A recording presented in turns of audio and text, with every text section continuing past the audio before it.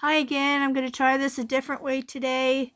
The story is called A Family Affair. My husband's going to read it, and then I'm going to sketch at the same time. And hopefully, I won't have a coughing fit. Um, so, without further ado, let's get started. What if you should see a ghost? Something you could not explain. Who would you tell? Would you simply keep it to yourself, too embarrassed, or perhaps too frightened to share your experience with anyone else? That is the question you will be faced with if you are confronted with the situation. As we have found in other stories in this volume, there is a sense of comfort when one who has seen the unexplainable is joined by another who has, too, witnessed the same thing. The cast of characters in this tale includes Donna, who introduces us to her own unexplainable encounter, her husband Bob, who was to share the encounter later, and a host of brothers, sisters, sons, daughters, and friends. And oh, yes, some persistent and ambiguous spirits who made the humans stay in an old house near Birdsboro, PA. Quiet, shall we say, interesting place. The home is in a row of seven along a hilltop road outside Birdsboro. Its outward appearance gives no hint of mystery. It bellies any attachment to being haunted. But for Donna, Bob, and the rest, it would be difficult to deny that it is. We'll turn the clock back to 1967. Donna and a girlfriend lived in the house, each with a child from a previous marriage. Donna was first to notice that something was array. After we had lived there a while, you'd start reading or watching television or something, and the next thing you'd be looking around to see if something was in the room with you because you just felt strange. The strange feeling was indescribable. Donna fumbles for words to explain. She says it was a strong sense of someone looking over a shoulder or staring from afar. A shrug of the shoulders and a smile of confusion ends the search for words. It wasn't an unfriendly feeling, it was just as if someone else was in the room with us. Donna remarried, her friend left, and her new husband, Bob, moved in. Settling into the new domestic situation, Donna's uncomfortable sensations were swept away briefly by the pleasure of the new marital arrangement. But soon the memories of the strange feelings were recalled, with Bob expressing the same sensation. The uneasiness of the couple was perhaps shared by a Persian cat who lived in the home with them. Often they recall the feline would be seen staring into a corner of the room, eyes affixed suspiciously to no visible target. At the precise time, one of the human occupants would be flushed with the feeling that someone or something was in the room with him. That's what our cat does. The house was to become home for two more people when Bob's daughter and Donna's sister came to live with him. Again, there were no discussions on the supernatural feelings experienced by Bob, Donna, and the cat, but an unsolicited testimonial from Bob's daughter helped bolster the story. Donna says she came down one morning with a confused, if not scared, look on her face. Prior to going to sleep, she had her bedroom lights out and happened to look up and see a man, or a figure of a man, standing at the foot of her bed. She said he was wearing black trousers, a white shirt, and his hands on his hips and was looking down at her. And then she said he silently walked along the side of the bed and just disappeared. Donna knew her teenage stepdaughter had a vivid imagination, but accepted the story in respect to the less visible manifestations they had experienced. And in short order, the girl's startling revelation would be corroborated by yet another character in the continuing story. Bob's son came to the house while on leave from the Navy, meeting a girlfriend there for a quiet evening with the family. The evening stretched into the early hours of the morning, and the sailor's son's friend was invited to spend the night in Bob's daughter's room, left empty while its occupant was visiting an out of town friend. You'll remember that the daughter may not have been the only occupant of the eerie bedchamber. Again, the young woman who was about to spend the night there had no way of knowing about the previous happenings in the room, and so added substance to the developing ghost story. At this point, we could almost interject a previous paragraph. Hey, you've got a strange house here, the young guest said the next morning. Bob and Donna waited for more, with goosebumps rapidly rising on their skin. The girl continued, I must have been dreaming, but I know I was awake. I rolled over, looked up, and saw a man standing at the foot of the bed. He was wearing dark trousers and a white shirt and put his hands on his hips and walked alongside the bed and vanished into the air. But this was not the end of the story. After this man disappeared, I rubbed my eyes. I looked around and I tried to sort things out. But then I heard real clearly the sound of a horse and a buggy. I remember especially the squeaky buggy seat. It was a little confused, a lot scared, but I imagined to calm down and try to get back to sleep. An anxious Bob and Donna listened and disclosed the details of the prior uncanny events in the room. And the next day, Bob happened upon a next door neighbor who was approached with a question. Was there ever anyone in the immediate area who would be driving a horse-drawn wagon at the hour of that day?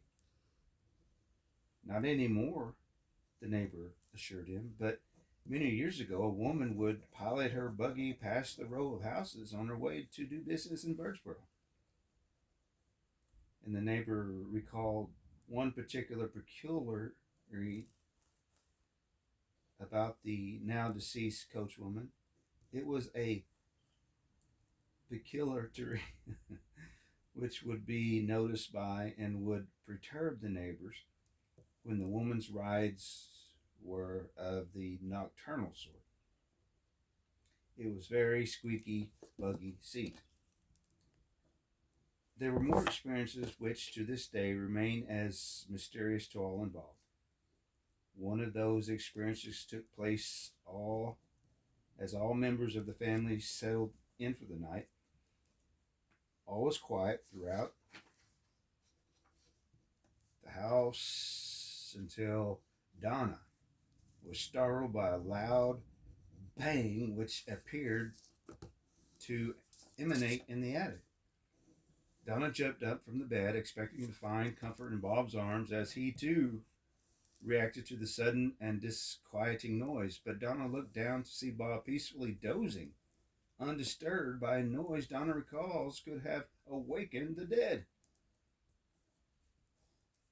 Unnerved by the interpretation, Donna decided to walk downstairs to the kitchen for a midnight cup of juice to calm her nerves.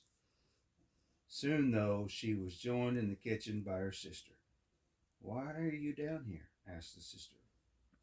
Oh, No reason, Donna. Well, did you hear something a few minutes ago? Well, what do you mean? You know, a loud bang, like it was coming from the attic. Well, yes, did you hear? I sure did. Scared the heck out of me. What do you think it was? I wish I knew. So do I. This verbal exchange, or something like it, seemed to soothe the jittery women and substantiate the individual fears of the two. The sisters continued to sense an uneasiness about the house. Donna would be in a room, start up a conversation with her sister, and in a double take, notice that her sister wasn't in the room with her. Another time, Donna says she actually saw a female figure dressed in a long, lacy gown and a bonnet. Donna fails to remember much from this encounter. However, at this time, she didn't pay much attention, thinking that the figure was her sister dressed in a granny gown style nightgown. From the angle, she saw a woman. No face was visible, but again, Sis was nowhere to be found, and later confronted that she wasn't anywhere near the room at the time of Donna's sighting. Another visitor to the haunted house near Birchboro was treated to a brief but scary meeting with the unknown of the upstairs. Donna tells of the friend who asked to use the bathroom on the second floor and returned downstairs minutes later with a look of her face. I'm never going up there again. He said, Why? Asked Donna. What's wrong? I don't know, but there's something really strange up there. When I came out of the bathroom and I passed by that one bedroom, I felt something weird. The bedroom he passed was the same one used by the two young women who saw the figure of the man by the bed. Bob and Donna have moved out of the house on the hill. They are still miffed as to who or what may have been with them in their former residence. Donna says simply there was unquestionably something in that house. I don't know what it was, but accepted the history, the story, and in respect to the less visible manifestations they had experienced. And in short order, the girl's startling revelation would be corroborated by yet another character in the continuing story. Bob's son came to the house while on leave from the Navy, meeting a girlfriend there for a quiet evening with the family. The evening stretched into the early hours of the morning, and the sailor's son, Fran, was invited to spend the night in Bob's daughter's room. Left empty while its occupant was visiting an out-of-town friend. You'll remember that the daughter may not have been the only occupant of the eerie bedchamber. Again, the young woman who was about to spend the night there had no way of knowing about the previous happenings in the room, and so added substance to the developing ghost story. At this point, we could almost interject a previous paragraph. Hey, you've got a strange house here, the young guest said the next morning. Bob and Nana waited for more, with goosebumps rapidly raising on their skin. The girl continued, I must have been dreaming, but I knew I was awake. I rolled over, looked up, and saw a man standing at the foot of the bed. He was wearing dark trousers and a white shirt, his hands on his hips, and walked alongside the bed and vanished into the air. But this was not the end of the story. After this man disappeared, and I rubbed my eyes, I looked around and tried to sort things out, but when I heard real clearly the sound of the horse buggy, I remember especially the squeaky buggy seat, I was a little confused, a lot scared, but I managed to calm down and get to sleep. An anxious Bob and Donna listened and closed the details of the prior uncanny events in the room. And the next day, Bob happened upon a next door neighbor who was approached with a question: was there ever anyone in the immediate area who could be driving a horse drawn wagon at the hour of the day? Not anymore, the neighbors assured them. But many years ago, a woman would pilot her buggy past the row of houses on her way to do business in Birdsboro. And the neighbor recalled one particular about the now deceased coachwoman. It was a particular which would be noticed by and would perturb the neighbors when the woman's rides were at the nocturnal sort. It was very squeaky, buggy seat. There were more experiences which to this day remain as mysterious to all involved. One of those experiences took place. All members of the family settled in for the night.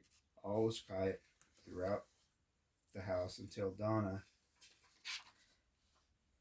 was startled by a loud being. I think we read all this.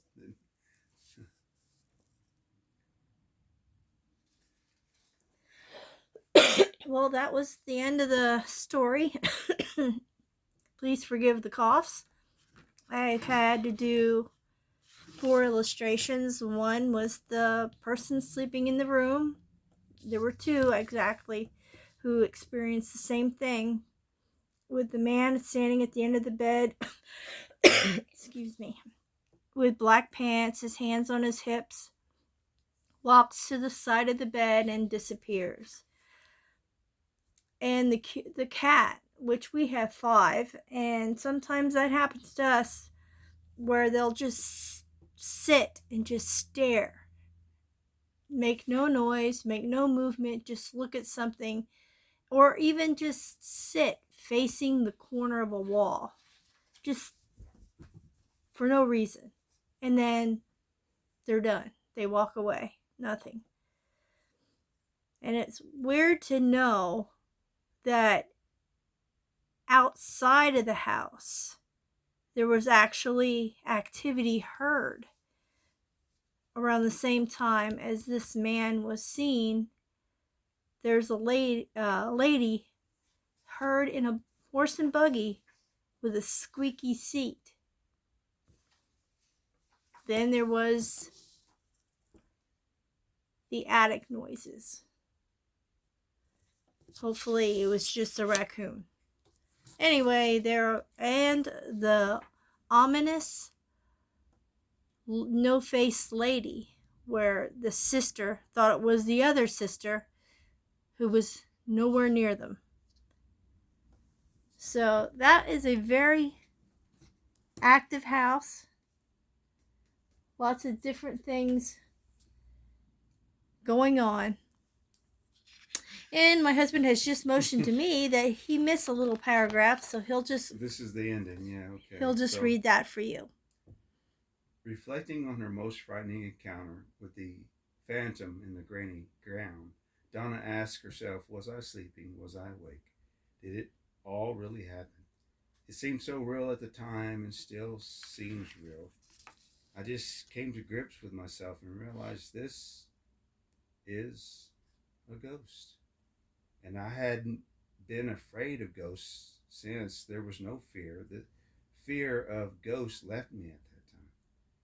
Indeed, both Donna and Bob today speak of their years in the house with a kind of detached amusement. Surely what was so frightening at the time is now a memory the couple feels has, in its strange way, enriched their lives. Sorry, I kind of messed up on the reading. It's the first time. And it was a long story, but yeah. Took pretty many illustrations. They're not the best, but they're my interpretation, and everybody's is different. And so, until the next one, if you have any comments or you have your own illustration ideas Or stories. and if you have any stories you'd like us to look up and read and draw to, or if you'd like to subscribe, that would be nice, and hit that like button. And I guess until our next ghostly story, or maybe it'll be a folklore story. We'll see. This book is full of them. I'm still reading out of the same book. I won't let you know that it's a different book until I have a different book planned, and then I will show you that book and explain that. But thanks for tuning in, and hopefully this cough leaves me. It's driving me crazy. Try to stay away from the flu. Take care. Until the next one. Bye-bye.